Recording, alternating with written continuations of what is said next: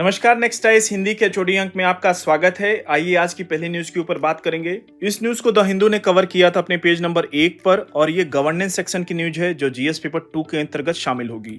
News ये है कि supreme court overrules 1967 verdict against AMU's minority tag. Supreme court ने फैसला सुनाया है कि अल्पसंख्यक समुदाय द्वारा स्थापित कोई शैक्षणिक संस्थान कानून द्वारा मान्यता प्राप्त होने के बाद अपनी अल्पसंख्यक पहचान नहीं खोता। इस मामले में अलीगढ़ मुस्लिम यूनिवर्सिटी की अल्पसंख्यक स्थिति को मान्यता देने की मांग करने वाली याचिकाएं शामिल थी, जिसे वर्ष 1967 के एक फैसले एस अजीज बाशा केस के बाद चुनौतियां दी गई थी, जिसमें अलीगढ़ मुस्लिम यूनिवर्सिटी को अल्पसंख्यक संस्थान नहीं बल्कि एक केंद्रीय विश्वविद्यालय घोषित किया गया था।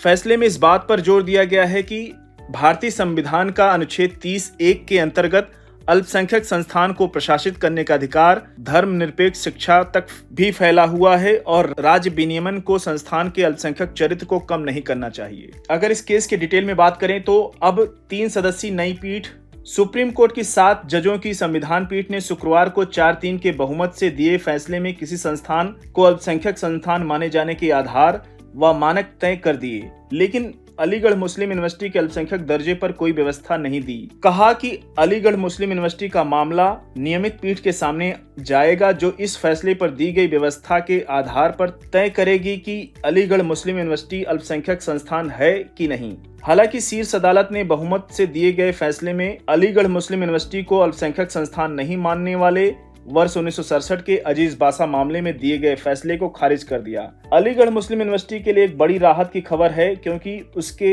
अल्पसंख्यक दर्जे में यही फैसला सबसे बड़ी बाधा थी। अब अलीगढ़ मुस्लिम यूनिवर्सिटी को नियमित पीठ के समक्ष साबित करना होगा कि संविधान पीठ द्वारा तय किए गए मानकों के आधार पर वह अल्पसंख्यक संस्थान है। शुक्रवार को प्रधान न्यायाधीश डीवाई चंद्रचूड़ की अध्यक्षता वाली 7 न्यायाधीशों की संविधान पीठ ने 4-3 के बहुमत से उपरोक्त फैसला दिया। 7 न्यायाधीशों ने कुल 4 फैसले दिए, जिसमें जस्टिस चंद्रचूड़ ने स्वयं और जस्टिस संजीव खन्ना, जस्टिस जेबी पार्डीवाला और जस्टिस मनोज मिश्रा की ओर से बहुमत का फैसला दिया। जस्टिस सूर्यकांत और जस्टिस दीपांकर दत्ता और जस्टिस सतीश चंद्र शर्मा ने बहुमत से असहमति जताने वाले अलग फैसले दिए हैं। 7 न्यायाधीशों में सिर्फ जस्टिस दीपांकर दत्ता ने फैसले में स्पष्ट रूप से घोषित किया है कि अलीगढ़ मुस्लिम यूनिवर्सिटी अल्पसंख्यक संस्थान नहीं है और उसका अल्पसंख्यक संस्थान का दावा खारिज होता है। याद रखिएगा, फंडामेंटल राइट की बात की गई है, इंपॉर्टेंट न्यूज है आपके लिए, इस पर नजर बना के रखिएगा। अगली न्यूज की ओर बढ़ेंगे। इस न्यूज को द हिंदू ने कवर किया था अपने पेज नंबर 7 पर और ये इकोनॉमी सेक्शन की न्यूज है जो जीएस पेपर 3 के अंतर्गत शामिल होगी।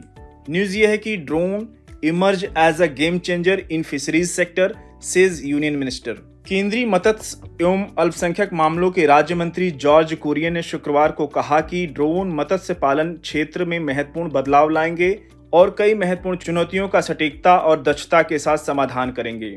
वे ICR central marine fisheries research institute में मत्स्य पालन क्षेत्र में ड्रोन एप्लीकेशन के विषय में जागरूकता कार्यशाला और प्रदर्शन का उद्घाटन कर रहे थे। ड्रोन जलीय कृषि फार्मों के प्रबंधन, मछली बाजारों की निगरानी और मत्स्य पालन बुनियादी ढांचे को हुए नुकसान का आकलन करने में महत्वपूर्ण भूमिका निभाते हैं, विशेषकर प्राकृतिक आपदाओं के दौरान जब बचाव अभियान आवश्यक होते हैं। वहीं दूसरी ओर पानी के नीचे के ड्रोन नेचुरल हैबिटेट में मछलियों के व्यवहार की बारीकी से निगरानी करने, अनियमित तैराकी पैटर्न जैसे संकट के संकेतों का पता लगाने और रियल टाइम डेटा प्रदान करने में सहायता करते हैं, जो सस्टेनेबल फिशरीज मैनेजमेंट यानी स्थायी मत्स्य प्रबंधन को मजबूत करते हैं। अगली न्यूज की ओर बढ़ेंगे। इस न्यूज को द हिंदू ने कवर किया था अपने पेज नंबर 7 पर और ये इन्वायरमेंट सेक्शन की न्यूज है जो जीएस पेपर 3 के अंतर्गत शामिल होगी।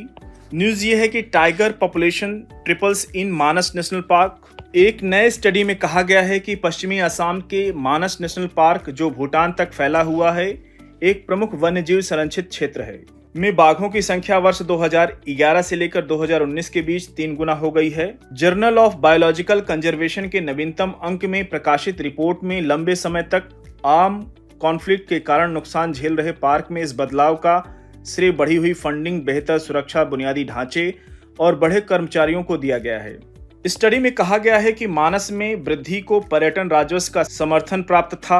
निष्कर्षों ने संकेत दिया कि स्थानीय समुदायों, सरकार और संरक्षण एजेंसियों के सहयोगी प्रयासों से संघर्ष के बाद के परिदृश्यों में प्रजातियों की सफल रिकवरी हो सकती है।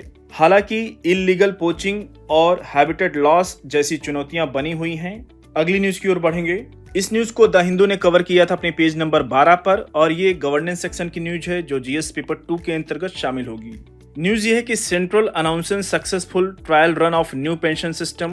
केंद्रीय श्रम मंत्रालय ने शुक्रवार को कहा कि ईपीएफओ यानी एम्प्लॉइज प्रोविडेंट फंड ऑर्गेनाइजेशन की कर्मचारी पेंशन योजना के अंतर्गत प्रस्तावित केंद्रीकृत पेंशन भुगतान प्रणाली का पायलट रन सफल रहा है। नई प्रणाली के अंतर्गत अक्टूबर 2024 के लिए जम्मू, श्रीनगर और करनाल क्षेत्रों के 49,000 ईपीएस पेंशन भोगियों को 11 करोड़ से अधिक पेंशन डिस्ट्रीब्यूट की गई है। केंद्रीकृत पेंशन भुगतान प्रणाली की मंजूरी ईपीएफओ के आधुनिकीकरण में एक महत्वपूर्ण मील का पत्थर साबित होगी। पेंशन भोगियों को देश में कहीं भी, किसी भी बैंक, किसी भी ब्रांच से अपनी पेंशन प्राप्त करने में सक्षम बनाकर यह पहल पेंशन भोगियों के सामने लंबे समय से चल रही चुनौतियों का समाधान करती है और एक निर्बाध और कुशल डिस्ट्रीब्यूशन सिस्टम भी सुनिश्चित करती है। अगली न्यूज की ओर बढ़ेंगे। इस न्यूज को इंडियन एक्सप्रेस ने कवर किया था अपने पेज नंबर 17 पर और ये इकोनॉमी सेक्शन की न्यूज है जो जीएस पेपर 3 के अंतर्गत शामिल होगी। News Devaraya committee chartered the railways path towards competitiveness but most recommendation still work in progress के ऊपर है। Expert committee on railway reforms यानी रेलवे सुधारों पर वर्ष 2015 विशेषज्ञ समिति के ऊपर दिवंगत अर्थशास्त्री विवेक देवराय की अध्यक्षता में economic viability and competitiveness of Indian railway के लिए लक्ष्य जो तय किए गए थे। अब बात करते हैं इम्प्लीमेंटेड रिकमेंडेशन यानी क्रियान्वित सिफारिशों के ऊपर। Phase out of the separate rail budget यानी अलग रेल बजट को चरणबद्ध तरीके से समाप्त किया गया। रेलवे बोर्ड के अध्यक्ष को सीईओ के रूप में पुनः नॉमिनेट किया गया। जनरल मैनेजर यानी महाप्रबंधकों और डीआरएम यानी डिविजनल रेलवे मैनेजर्स को एम्पावर यानी सशक्त बनाया गया है। याद रखिएगा, मेंस में कोई क्वेश्चन पूछा जाता है रेलवे को और कैसे सशक्त बनाया गया है विवेक देवराय समिति के ऊपर, तो इन बिंदुओं का उल्लेख कर सकते हैं आप। अगली न्यूज की ओर बढ़ेंगे। इस न्यूज को पीआईबी ने कवर किया था और ये डिफेंस सेक्शन की न्यूज है जो जीएस पेपर 3 के अंतर्गत शामिल होगी। न्यूज ये है कि ज्वाइंट मिलिट्री एक्सरसाइज ऑस्ट्रा हिंद का तीसरा संस्करण आज महाराष्ट्र के पुणे स्थित फॉरेन ट्रेनिंग नोड में प्रारंभ हुआ। यह एक्सरसाइज 8 से 21 नवंबर 2024 तक आयोजित किया जाएगा। एक्सरसाइज ऑस्ट्रा हिंद एक वार्षिक कार्यक्रम है जो भारत और ऑस्ट्रेलिया में बारी बारी से आयोजित किया जाता है। इस एक्सरसाइज का पिछला संस्करण दिसंबर 2023 में ऑस्ट्रेलिया में आयोजित किया गया था।